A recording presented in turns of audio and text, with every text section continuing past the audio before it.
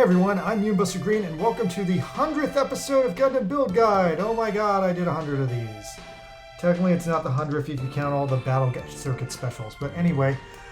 So, we got a lot to go over. There was a ton of news about the 3rd anniversary, a ton of news about the 4.0 update, and on top of that, I wanted to go more in depth about Witch from Mercury, which we keep getting some huge info dumps on, but I don't have time for that, so that'll be next week. In the meantime, here's what's what. I'm going to Canada in less than 12 hours, and I don't really have time to do this the properly way I usually do it. So I'm just going to let you guys know what's going on with the upcoming 3rd anniversary and 4.0 update, which are the big things to worry about at this time. Alright, so the 3rd anniversary has finally been announced. Long story short, it looks like they're going to reinvigorate the game. First thing, they're going to be giving away a bunch of tickets for up to 3,000 in free capsules. That's great. Of course, these are mostly junk parts, but hey, maybe you'll get something good out of it. Next up, there's going to be a major growth hangar campaign. When this event starts, you should probably pay the money for the premium growth hangar, because the last time they did an event like this, the premium growth hangar got a much more substantial boost than the free growth hangar. Next up, they're giving away 300 hard chips. That's wonderful. There's a super premium supply stash campaign where you'll get a lot of premium tickets. That's wonderful. Big news, the thing that everyone's celebrating, is that the anniversary bingo achievements are back.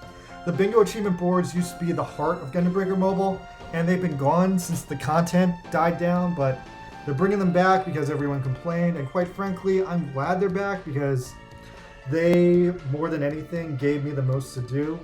So it looks like there's going to be a single anniversary bingo where you have to just play some daily missions, play some multi-missions, play some free missions, use the gallery, use energy, and battle the JQJSL8 or 6J team one time. And yeah, pretty average bingo. I'll probably go through this on like a future stream, but it definitely seems easy. On top of that, there's story support missions for the new story mission. And lastly, there will be a crop shop grade campaign. No, wait, we're not done yet. There will also be a crew member recruitment campaign, which will give out a bunch of loot based on how full your crew is. That's good for my crew. We are actually currently full up, or we have one extra spot. So let's get that extra spot filled just in time to finish this stupid campaign. There will also be a play mission campaign, and there will be a standard gunpla parts campaign. I'm not really sure what that means. Alright, moving on to the 4.0 update information. Alright, so the 4.0 update looks okay-ish. It's kind of what I expected, but a few interesting things here and there. First things first, there's going to be an expansion of the photo studio where there will be 10 new poses and 5 new stickers. I don't think the photo studio is that great, but I know a lot of people have a lot of fun to it. Next up, there's going to be buffs for certain parts traits. So they're going to be doing some reorganization of the in-game metagame and making some older parts stronger. The only one given as an example is the S attribute 00 Quanti Full Saber Arm. Looks like they're raising the amount of debuffing it gets, so yeah, that's cool. Next up is Story Mission Chapter 20, Thank Effing God. It looks like this mission is introducing a new old detective guy, and other than that, I'm just glad to get back into the story. I'm hoping 20 ends up being the last chapter. It looks like it might be. 20 looks very final just from the epic art, which shows all the previous Gundams in it, so that looks pretty hardcore. And that gives me a lot of hope that this is the last mission. Then there's some minor tweaks. They're going to increase the limit for event rewards. That's going from 100,000 to 1 million. That sounds okay. They're improving special boost visibility. That makes it easier to see special boosts on, allowing you to build more efficiently. I don't really get that one. That sounds like a whole bunch of English, but I think that is another what. This is all for the custom mission screen. Alright, lastly, auto build will be improved for custom missions, making it easier to officially earn creating points in the custom missions. The other big thing of the update is that the level cap is shockingly being raised from 280 to 500.